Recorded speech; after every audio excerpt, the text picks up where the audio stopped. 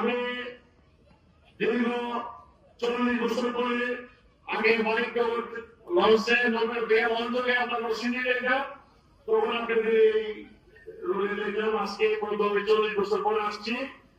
অত্যন্ত দুঃখ পরিচালনার বিষয়, এখানে এরকম কোন মন্দির ছিল না। আজকে যে চিঠি থেকে আপনাদের এখান পর্যন্ত আসছি, মন্দির ছিল না, এটা ছিল একটা খালের মতো রাস্তা ছিল। 40 বছর আগে কথা বলতেছি, তখন একটা লঞ্চ দূর থেকে লঞ্চ দূরে যাতায়াত করতাম।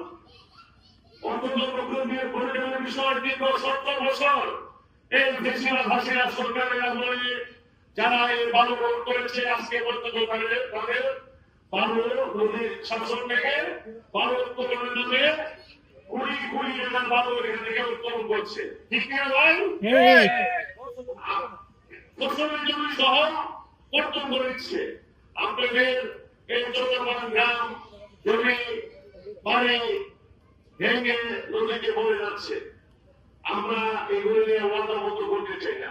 আমরা একটা প্রতিশ্রুতি দিতে চাই, আগামী ফেব্রুয়ারি মাসে যে নির্বাচন, সেই নির্বাচনের বিরুদ্ধে ক্ষমতায় আসলে আপনারা যদি ঐক্যবদ্ধ হবে, আজকে আমাদের ইউনিয়নের সভাপতি আমি সবাই বলেছেন যে আপনারা চল্লাপাল সহনবীয় পশ্চিম ইউনিয়ন ঐক্যবদ্ধ।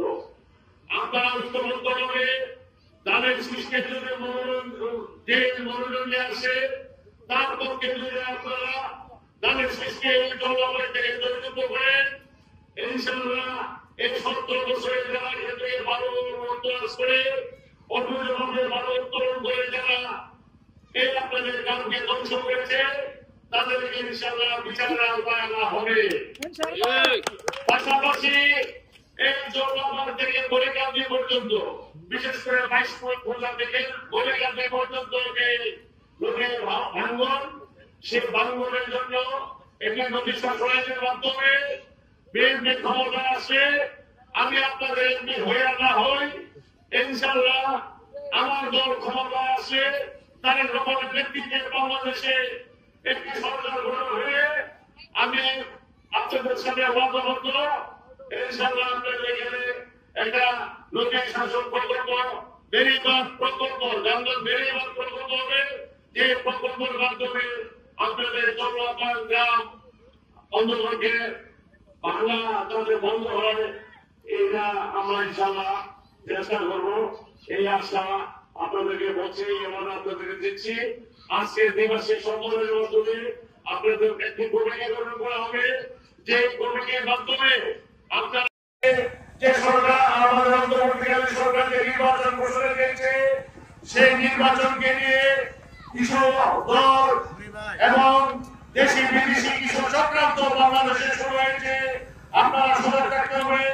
এনসিপি বলেন, জামাত বলেন, তাদেরকে সমন্বয় করে তাদেরকে পুঁজি করে বাংলাদেশের নির্বাচনকে বানচাল করার জন্য চেষ্টা করছে।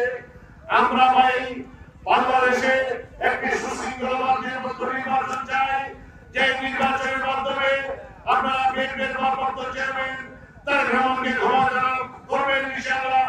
সে আশা পূর্ণ রেখে আজকে আবারও যারা এখানে অত্যন্ত কষ্ট করে এসেছেন এই পশ্চিম ইউনিয়নের নেতৃবৃন্দকে আমি আমার বক্তব্য শেষ করছি।